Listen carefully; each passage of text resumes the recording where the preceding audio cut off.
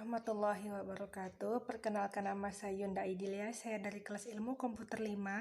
Di sini saya akan membuat video pembelajaran mata kuliah Bahasa Indonesia dengan materi kata. Makna kata. Kata memiliki pengertian sebagai sederetan huruf yang berada di antara dua spasi dan memiliki sebuah arti. Makna merupakan bentuk respon dari stimulus yang diperoleh pemeran dalam komunikasi sesuai dengan asosiasi maupun hasil belajar yang dimiliki. Makna kata dapat menjadi jelas jika sudah digunakan dalam suatu kalimat. Sinonim. Sinonim merupakan satu kata dengan bentuk yang berbeda namun mempunyai arti atau makna yang sama. Hiperonim dan hiponim. Hiperonim adalah kata-kata yang mewakili banyak kata lain dapat menjadi kata umum dari penyebutan kata-kata lainnya. Sedangkan hiponim adalah kata-kata yang terwakili artinya oleh kata hiperonim. Umumnya kata-kata hiperonim adalah suatu kategori dan hiponim merupakan anggotanya. Di bidang hukum dan peraturan perundang-undangan misalnya. Peraturan perundang-undangan bermakna generik karena mencakupi kata bermakna spesifik, seperti undang-undang, peraturan, ketetapan, dan lain-lain. Pertentangan. Antonim adalah lawan kata yang memiliki arti berlawanan dengan suatu kata. Misalnya, gelap terang, kaya miskin, tinggi pendek. B. Meronimi atau makna yang menunjukkan hubungan bagian keseluruhan. Seperti pintu rumah atau pintu bagian dari rumah, jari tangan atau jari bagian dari tangan. C. Oposisi. Oposisi kontras atau oposisi mutlak, yakni kata yang bermaknanya bertolak belakang dengan makna lain. Misalnya hidup mati, oposisi arah misalnya datang pergi, oposisi ekuipolen misalnya pria wanita, oposisi yang melengkapi misalnya suami istri. Makna denotatif dan makna konotatif. Makna denotatif adalah makna suatu kata sesuai dengan konsep asalnya, tanpa mengalami perubahan makna atau penambahan makna. Contoh, tangan kanan sama dengan tangan sebelah kanan. Contohnya, tangan kanan Mila terkilir sewaktu bermain bulu tangkis. Makna konotasi adalah makna suatu kata berdasarkan perasaan atau pemikiran orang. Makna konotatif dapat dianggap sebagai makna denotasi yang mengalami penambahan makna. Penambahan tersebut berupa pengiasan atau perbandingan dengan benda atau hal lainnya. Oleh karena itu, makna konotatif disebut pula makna kias atau makna kontekstual. Contohnya, tangan kanan sama dengan orang yang dipercaya, atau pembantu utama juga bisa. Contohnya, polisi berhasil menangkap tangan kanan koruptor kelas kakap itu.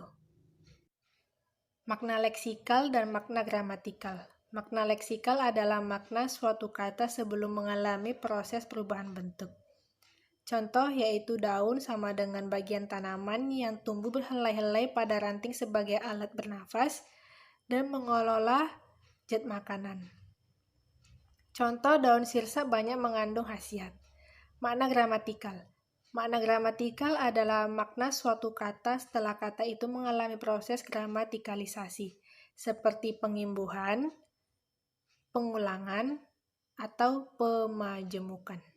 Contoh, makanan sama dengan segala sesuatu yang dapat dimakan. Contohnya yaitu hindarilah makanan yang mengandung banyak lemak. Selanjutnya, urutan kata. Urutan kata adalah penempatan kata dalam deretan tertentu menurut norma suatu bahasa, baik dalam tingkat kalimat, klausa, maupun frasa. Selain pilihan kata, urutan kata atau di dalam gabungan kata ataupun di dalam kalimat, merupakan sesuatu yang sangat penting. Urutan kata berkaitan dengan makna kata, karena urutan yang berbeda menyebabkan makna yang berbeda. Contohnya, wanita pengusaha dan pengusaha wanita.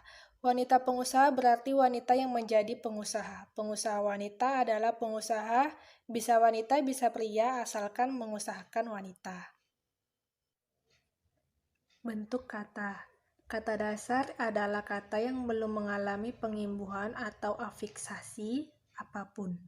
Belum mengalami pemendekan atau kontraksi, ataupun belum mengalami perulangan, seperti saya, meja, baca, makan, kain, apa, madu, dan sapu.